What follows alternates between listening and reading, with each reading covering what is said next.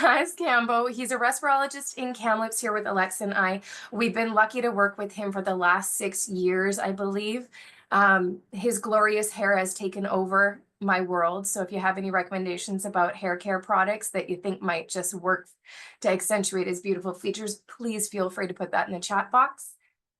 So Jazz started his respirology journey at the University of Sydney in Australia, where he completed that education. Then he came back to Canada, where he ended up in Saskatchewan at the University of Regina, where I am from, well, Saskatchewan. He then pursued pulmonology, lovely word, at the University of Saskatoon, which took him to Kingston, Ontario, where he specialized in sleep medicine. So he also has that fabulous background. And then he ended up with us in Kamloops, BC about 6 years ago. When he's not working in all these areas and helping so many patients and doing these guest lectures, which he did another one on Friday, he's either playing softball and bragging about it, taking care of his family, or looking for hair care recommendations. So I would love everybody to give him a warm welcome, Dr. Jaspreet Cambo, or Jazz. It's on to you, my friend.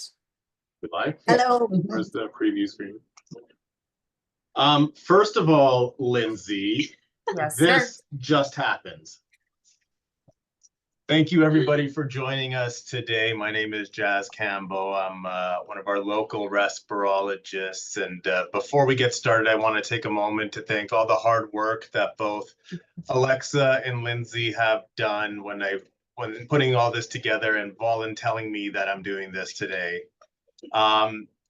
Speaking of outside interests, some of you, I don't know if we're allowed to say, but Alexa has just qualified for the Boston Marathon and will be taking part in that in April. And after this summer's Olympics, Lindsay is becoming a competitive breakdancer and will be representing Canada. She has volunteered to give a demonstration at the end of this talk, which will be about the RSV vaccine. I know we've lived in a climate in the last few years where there's a lot of vaccine hesitancy. It's reached a spotlight that the whole world of immunology never really expected to reach. And I think as we go over the slides today, you're going to realize that you actually know all of this. None of this is going to be new information. It's just being reframed with a new target for us to be able to treat not only COPDers, but really anybody over the age of 60. Let's do So just a bit overview, we're going to talk about what RSV is. If you have grandkids, you may have heard about it, or children, or little dependents. We're going to talk about its implications with underlying coexisting conditions. We'll talk about the symptoms, ways to protect yourself both pharmacologically and not pharmacologically, and of course, side effects. I'm going to emphasize this a few times. Everybody here is going to be familiar. We can't hear you. About 90%. We're not here? Lindsay, can you hear? If you can't hear, try turning up the volume on your computer, and then we'll just ask Jazz to perhaps, oh, thank you, Erin, you can hear, maybe a little bit louder, perhaps. Sorry. Caitlin's. Yes, did you change your view? I didn't do anything. How about file? Tell me again the layout. Top left.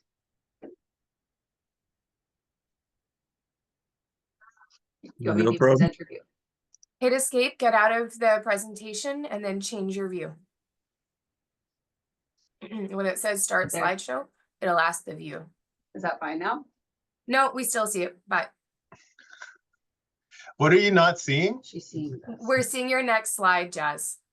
Oh, you got the Yeah. wrong So go to your display settings really quickly.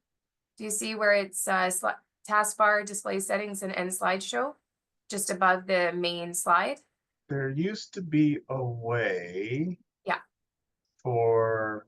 Or you can click the screen at the bottom of the slide where there's the edit, the magnifying glass. Where's your other screen? Screen 1, screen 2. How's that? Nope. Yes, good. Stay there. And can everybody hear me okay? Thumbs ups? Yes. I Yes. can't actually see any of Wonderful. you, so if you're Yes. putting up any Thank kind of you. finger, I don't know which one it is, but Thank you, um, everyone. so Coming in let's get good. into. If you haven't heard anything, you haven't missed anything. It's just the intro and my enjoyment of my own voice. Oh, yes, this is gonna drive me. RSV is a virus. A virus, of course, is a type of organism that exists and can cause illness throughout our body. It's similar to the flu, COVID. They're all part of the viral panel. Anytime we talk about the common cold or I got the sore throat, if it's a virus, it's going to be next to impossible without any kind of objective testing to tell us which one it is. And historically, our directed treatments at a virus were limited to flu and now COVID. So really, it didn't matter whether we identified any other virus or not, simply because there's nothing more we could do about it except a tincture of time and all of your Tylenols and supportive care. RSV has been studied a little bit more now in the elderly. So it is traditionally a virus that we see in little ones all the time. We are now starting to recognize the implications it has, the health implications it has in the 60 plus population. It spreads the same way any other viruses spread: cough, sneeze. People are contagious up until about a little more than a week. And what's interesting about that number is that you may not even have symptoms for the first 4 or 5 days. So before you even realize you have it, you're potentially already spreading it to someone else. And that applies a bit more for people who already have a compromised immune system, as they can spread it for even longer. So it's very easy, as you can see, if you have family, if you live in a house with little kids, to see how this virus, especially through the peak seasons, can just keep circulating through and through and through. And our own natural immunity is okay at dealing with reinfections, but this is a virus that we're seeing that adapts very well. And even though you've had it before, it does not necessarily protect you against getting it again. Anybody can get RSV.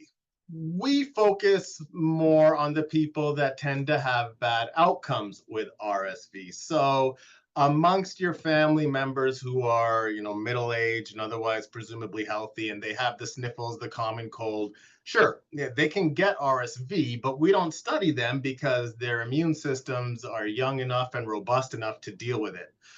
What we're seeing now, as we're studying the prevalence of RSV, is that it is leading to a significant number of hospitalizations and life-threatening hospitalizations in people over the age of 60, and that applies doubly for anybody who has any kind of chronic coexisting heart, lung disease, immunocompromise.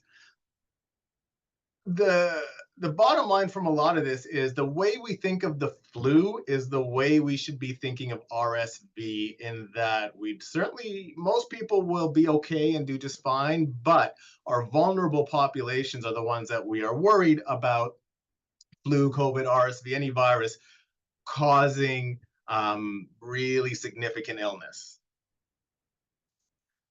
I've already touched upon a little bit of this, and this certainly is not an exhaustive list of all of the diseases that can predispose or to bad outcomes as it pertains to an RSV infection, being that this is BC lung, being that it is a respiratory disease. Of course, anybody with any kind of lung disease is going to be more prone not only to getting it, but having a more severe form of illness. It's working now. The rates of, so they have done studies about how, if you're a numbers kind of person, when they've done a few studies and they've admitted somebody to hospital with COPD who's suspected to have some kind of viral illness, they're finding that when they are looking for which virus it is, the flu virus is first at about the 20 to 25% range. But second comes RSV. It's still in like the 5 to 10% range, which, you know, is it's not a on the surface a trivial number, but when you think about how frequent the sheer volume of people that can get exposed to RSV and how long it can linger, 5 to 10% of a huge number is still a huge number. And we saw how that applied during the pandemic when the healthcare system was completely overrun, and I was sitting in on meetings about, hey, maybe we should set up field tents, you know, to set up more beds, which thankfully it never got to that. But in the vein of saying, hey, what can we do to get ahead of all this stuff? Hence, we started studying more viruses, and RSV was the next one on the list. Rates of hospitalization, you know, the flu has gotten a lot of prime time and a lot of press, but the other viruses, including RSV, certainly are no weak sister when it comes to creating problems. I dare any immunologist, respiratory physician, ID physician, anybody to look at this list of symptoms and listen to anybody's symptoms and say, oh yeah, that one's flu and not COVID, or that one's COVID and not RSV, or that one's such and such. There is such a significant overlap in these symptoms that when I was a keen young medical student, I said, I'm going to memorize the proportion of each symptom for each virus, and quickly realized what a waste of my limited mental capacity that was, because anybody who comes in with any kind of constellation of features, no one's going to be able to tell us what's the organism causing it. And so if we don't go looking for it, we won't find it. But we only look for it if it's going to change what we do. So we traditionally have, when people come into the emergency department or when you're in the community and you're doing your swabs, we look for the flu virus because we do have directed antivirals against that. We look for COVID because we do have directed treatment against that.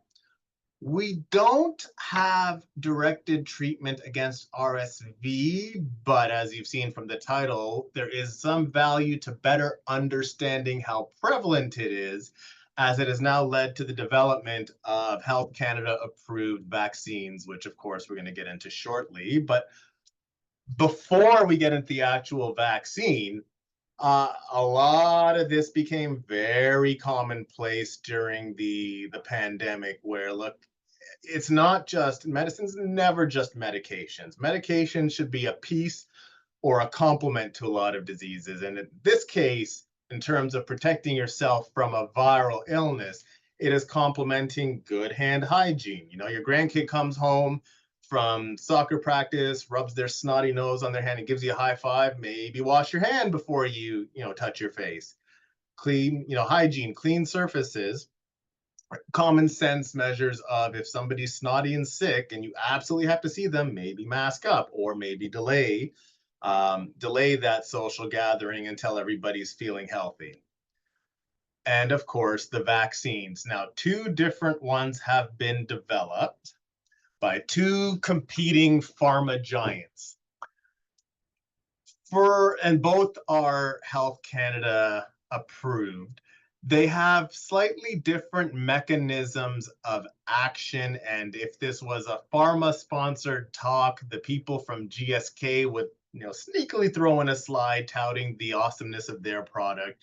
And Pfizer would do the same thing. But nobody should ever be telling you, unless it's vetted by a third-party independent committee and it comes into guidelines, nobody should be ever telling you that one is crummier than the other. Now, if you want to have a scientific talk about the data, that's a whole different study. But essentially, there are 2 vaccines available to try to decrease the likelihood of an RSV vaccination.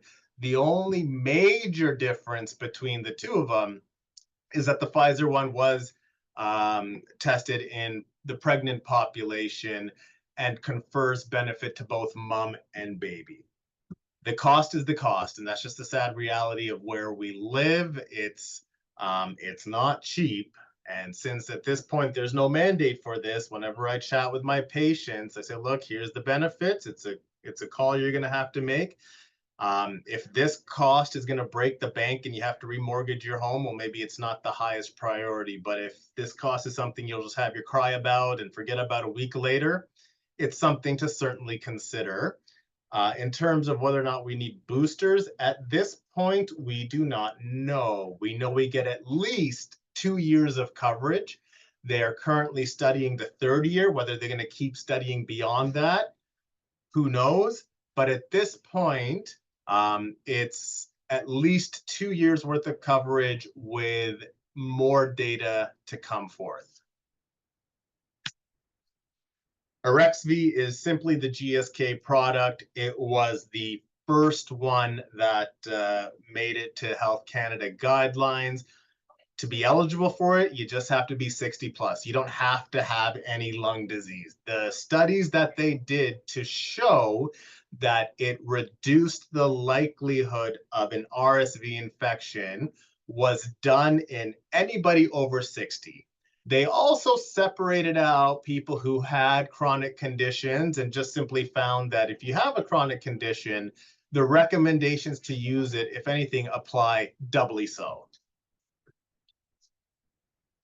So overall, RSV is 82% effective in preventing the infection itself. Now, they haven't done studies about saying, hey, can we prevent hospitalizations and death? But they've extrapolated from the flu data and other viral data enough that Health Canada was satisfied to say, yeah, look, if you can stop, based on the prevalence we're seeing in hospital, based on the fact that we can stop the infection, we're happy to approve this.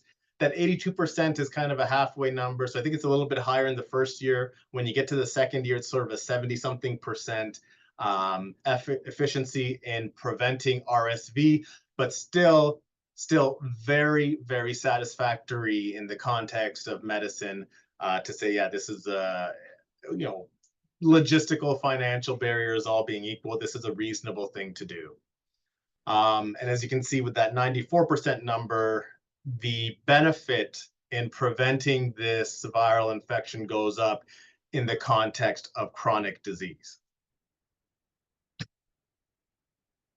For those of you who do like numbers and charts and tables, this is basically what I've just said, but in number format. And you can see if you just direct your attention to that last column where we're going over into the efficacy of it, there is a statistically significant benefit in all of these subgroups, different ages, different comorbidities in terms of preventing the RSV. You may look at the raw numbers and say, well, out of 12,000, there were only, 33 something preventions, but there's very fancy statistical stuff that I used to know once upon a time that I don't know anymore, by people done in the ivory towers of academia who look at these numbers, put it into their statistical model and say, yes, even though the raw numbers themselves look small, we can prevent significant amount of illness and hospitalization by vaccinating the appropriate population against this virus, sorry. Any vaccine, or any virus we get, the way our immune system roughly works is it gets presented with some sort of threat, bacteria, virus, fungus, that our immune system takes information from that virus, and it takes a few days for it to ramp up production of antibodies to fight back. That's why we get a few days where we're just feeling absolutely crummy before things get better. The way a vaccine works is it introduces a small element of like a protein off of the surface of that virus, and the protein itself it's nothing. It itself is not going to cause any kind of illness. What it does, though, is it prompts your own immune system to react to this and say, well, we don't like this, we don't know what this is, so we're going to ramp up some antibodies to get ready to attack it. A lot of the symptoms we get when we are ill are not just from the virus itself, but it's from our body's response to the virus. And our body responds by creating this big cascade of inflammation.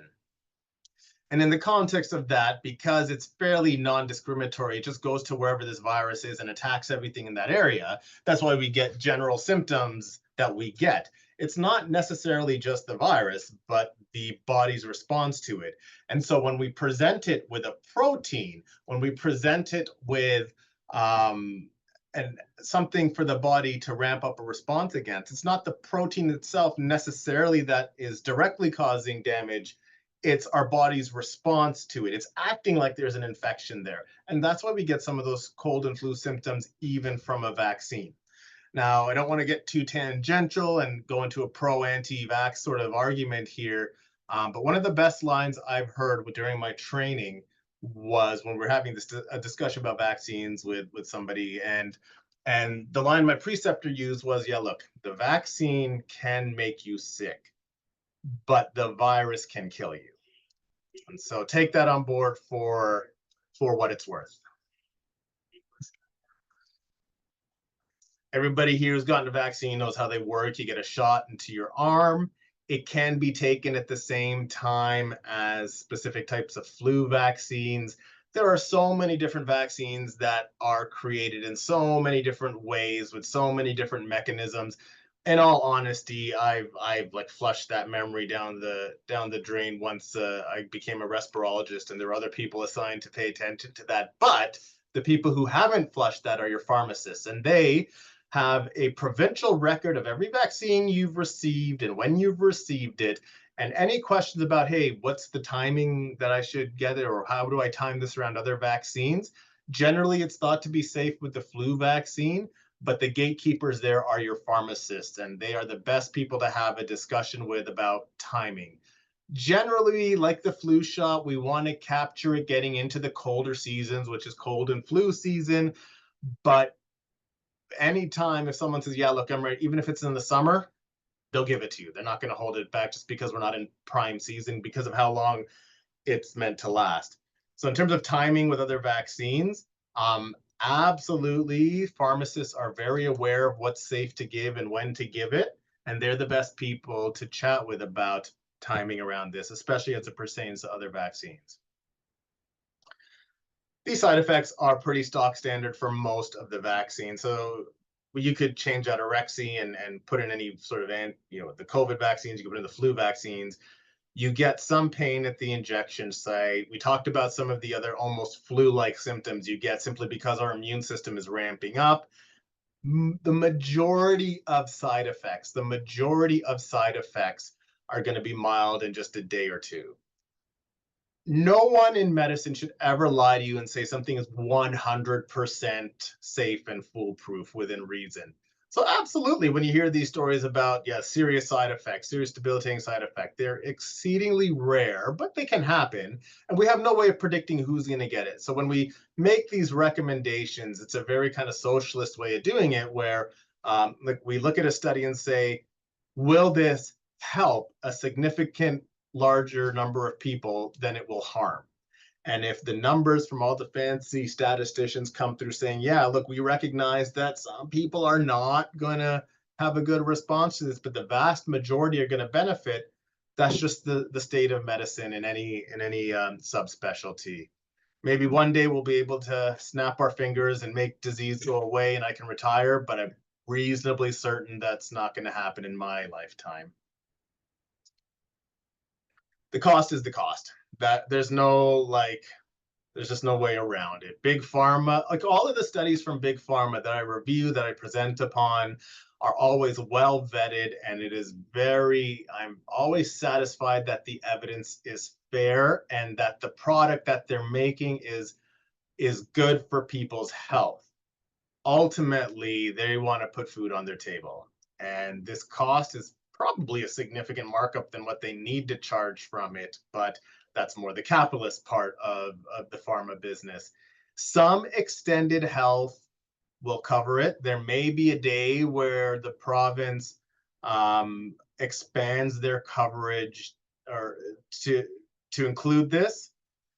but at this point, it's extended health. I don't know how and when. BC is notoriously slow for approving medications. So, don't be holding your breath waiting for some governmental support on this. Again, with the cost being what it is, it's very much your decision as to whether it's worth it or not for you, how much that money means to you. If it's good, like I said, if it's going to financially cripple you, well, no, there's no point in avoiding avoiding RSV if you're just going to be, kicked out of your home and evicted because you can't pay your rent because of this. But if you have a little bit of a buffer and you want to play the odds a bit, and this isn't going to cripple you, I certainly would advocate for it. My parents refused to pay for anything. I had to trick them. I had to tell them, oh, because I do what I do, that we got the vaccine for free. That was money out of my pocket. But they made their decision that they accepted the science, but they don't want to pay for it.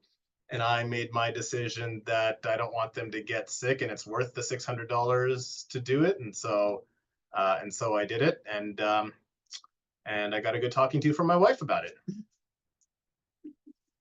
So common questions we tend to get: when is RSV season?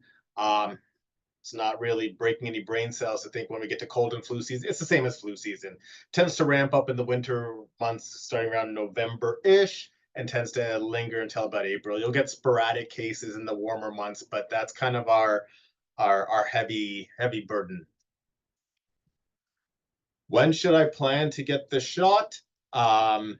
Whenever you're ready to. Of course, it should be timed safely around other vaccines if you're getting other vaccines.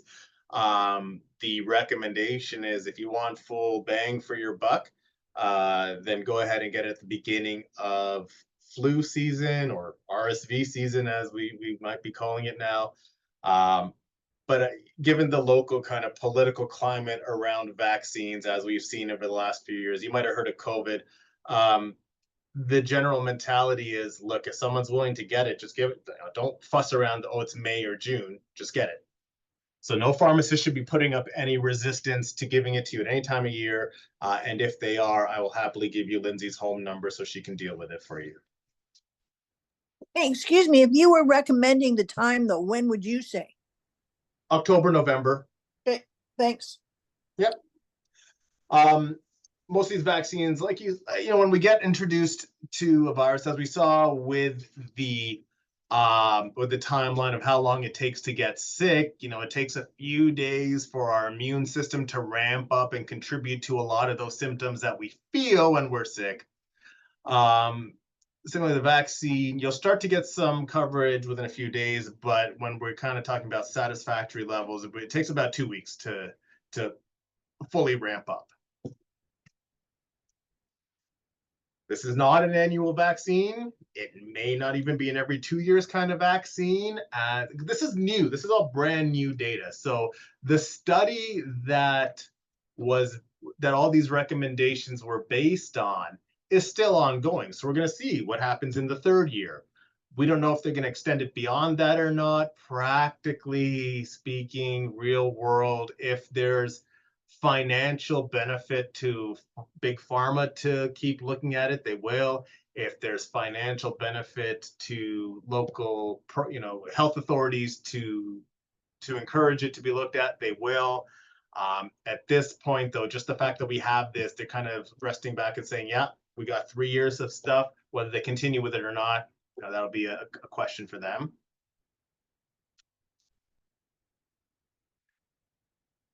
Dollars and cents, right? Like it's, to an extent, somebody has to hold the purse strings, right? If we throw money at everything, we're going to get bankrupt really quickly. Ultimately, when health authorities make the decision to cover a vaccine, it's when they're presented good, solid evidence that this intervention will help to keep people out of hospital, which in the long term will save healthcare dollars. It's always sort of a what's better for the greater good approach, as opposed to what's better for the individual. And debating that's going to be a far more in-depth discussion than we likely have time for here. That's everything that I wanted to say. If there are any questions, I've got a few minutes to try to field them. There are. Lex, do you want to stop sharing your screen and then we can just put that down? Jazz, I did get a few questions in the chat box, so I'll just read them off to you, give you a second, Wow. and then have you answer. The individuals that sent the questions to me, I did record your name, so if you want to unmute, because it's a personal question, and then if you want to provide more information, please feel free to do so as well, okay? So the first question we got was from Bill Marshall. He did get the RSV shot last fall and then went in for another one this fall. And he was told that the shots, last 2 years. I know you've addressed that, but just to confirm for Bill, right now, all we know is it's just a one-time shot. He shouldn't need another one after this most recent one. It's a very reasonable thing to walk into your pharmacy next year and see what the data is after 3 years, because they are actively collecting that. But you can think of it like your pneumonia shot, where you get the one and done and it just lasts forever. At this point, if you asked for an annual shot, you might get a slight increase in your coverage in terms of your immunity, but for the most part, you'll probably just be flushing that $300 down the drain. At this point, science always changes, but at this point, that's the state of our knowledge. That's fair enough. So just to reiterate for everyone, data is being collected, so the recommendations could change next year once more information is gathered. It might be an annual thing. It might change to only once every so number of years. So it's good to double check to make sure you're up to date on what the current information is. Next question, Jazz, it's 2 from Patricia G. The first one is, she's 41 years old. She had long COVID. She also has COPD emphysema, and she has bronchiectasis. Does she qualify for coverage if you knew how much it would cost? And then she asked if it was adjuvanted, which you did discuss which one is adjuvanted, which I believe is the Arexia from GSK. RXV, excuse me. So Wayne Gretzky is their spokesperson. Oh, right. I've seen the commercial. Yep. So perhaps, the coverage, as you noted, dollars and cents. Yeah, I mean, in terms of, there's no provincial coverage. If you've got really good extended health, then they may cover it, but I doubt it, simply because the guidelines say 60 years plus. Based on first principles, like, I cannot think of any reason why it would be harmful for you to get it, especially with pre-existing lung disease. Whether the studies are going to come out or the guidelines are going to come out to support that, it's uncertain. But gun to my head, if I had chronic lung disease and someone said, here's a free RSV shot at 41, appreciating that it's off label, I would still be inclined to get it, simply because I have no concern that I'm going to have any massive side effects that I wouldn't otherwise get. But if we are doing that, it is considered somewhat, even if it makes sense that it'll work, you're kind of starting to see the business side of medicine a bit. But if it's not in the studies or the guidelines, I can't imagine at this point we're going to see that approval come through. Okay. Hi, it's Patricia here. I was wondering, like, because I'm only 41, would they just turn me away, since it's only, like, because I can pay for it, but would they just say, like, oh, you're not 60 yet and you're not pregnant, so, like, go away? It's a good question. I don't actually know what they would. I don't know what kind of mandate the pharmacists have for that. I don't know if they're, like, legally obligated not to give it to you. In sort of medicine, like, I'll do off-label stuff, not all the time, but, like, sometimes when it makes sense. And the way I do it is I'll say, like, we don't have data for this. Here are your risks. Here's what we know and what we don't know. And it's sort of a shared decision-making sort of process. If you haven't spoken to your pharmacist about it yet, and you're really keen on getting it, and you're accepting that, look, hey, we understand that my group hasn't been studied, but I feel that it's a reasonable measure, then it's worth chatting with your pharmacist to see if they will. I don't even know if they're allowed to. I honestly don't. If we have any, I don't think we have any pharmacists on this chat, but it's certainly worth a discussion with them. But you're doing that accepting that this population hasn't been studied. We don't know if there's going to be any unforeseen complications for this population. I, in my own mind, cannot foresee any reason why it would be a problem, but you don't know what you don't know. And if you don't look for it or test for it, you do accept a little bit of that risk. And if your pharmacist is willing to kind of engage and say, yeah, look, I can give it to you if you're accepting of this, then that'll be a discussion you have with them. And I just don't know if there's any kind of like legal mandate that they have, or some sort of like their governing body or their college of pharmacists would stop them from doing it. Yeah. Sorry. If they're regulated to only provide it to a certain population. Yeah. Yeah. If Patricia, they're not, then it's a discussion between you and them and weighing up the pros and cons. Yeah. Yeah.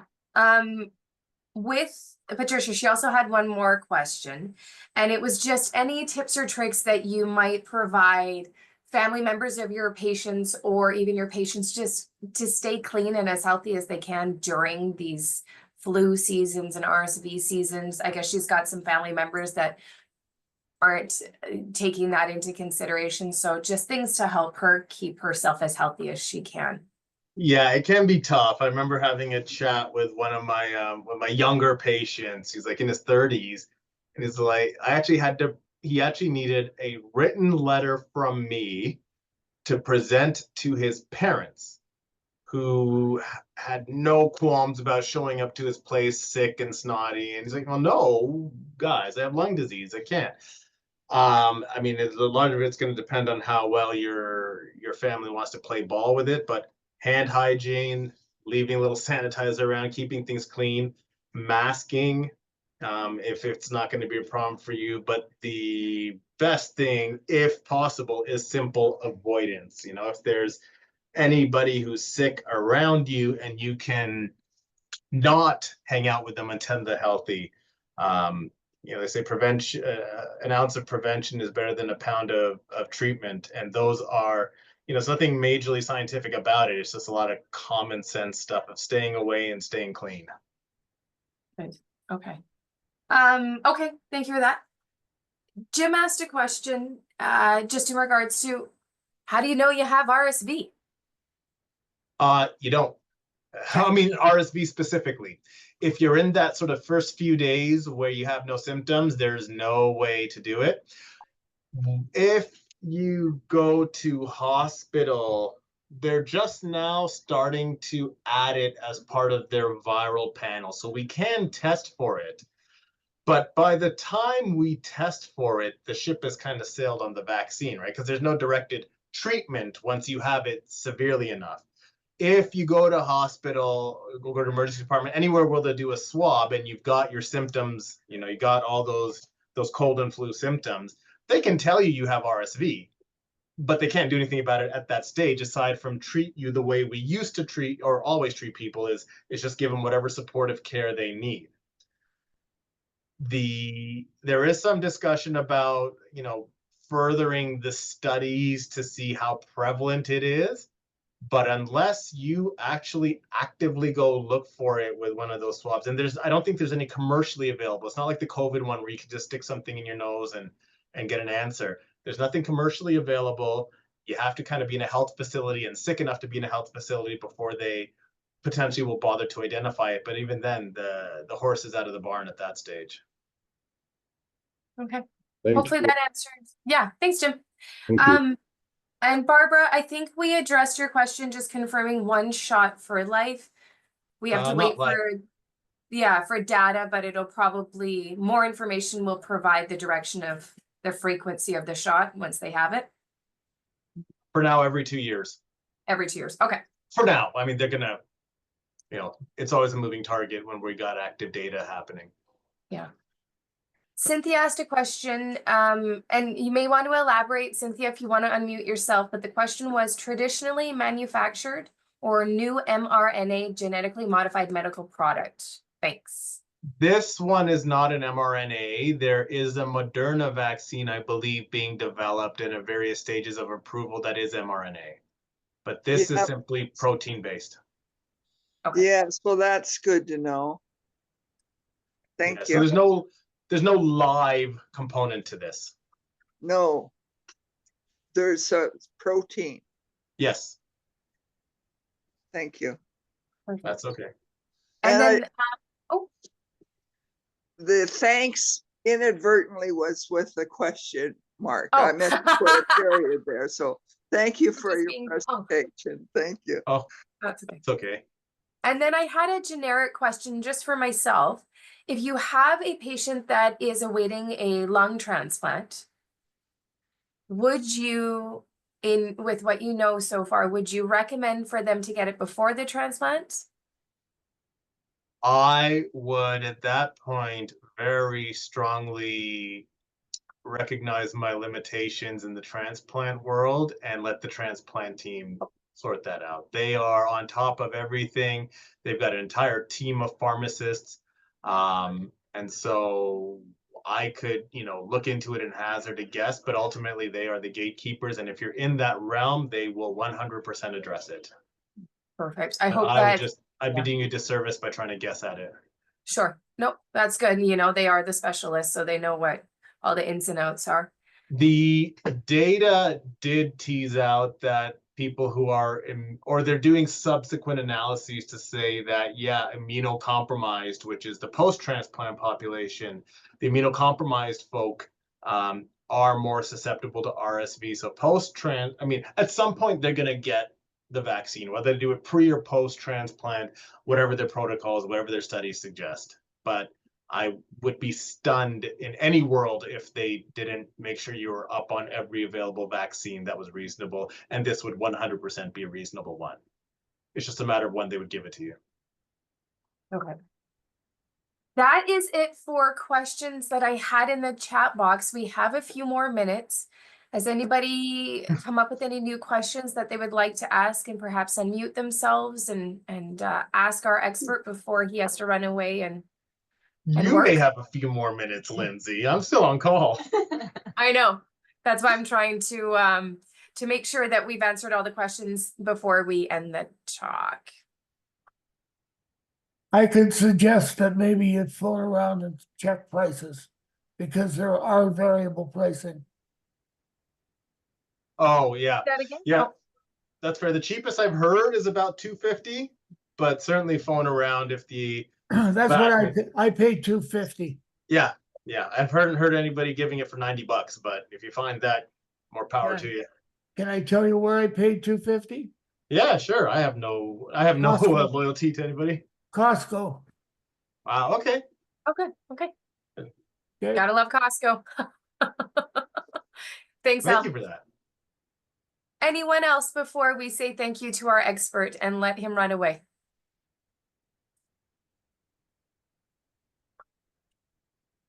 I think we're going to say thank you so much to Jazz for your time.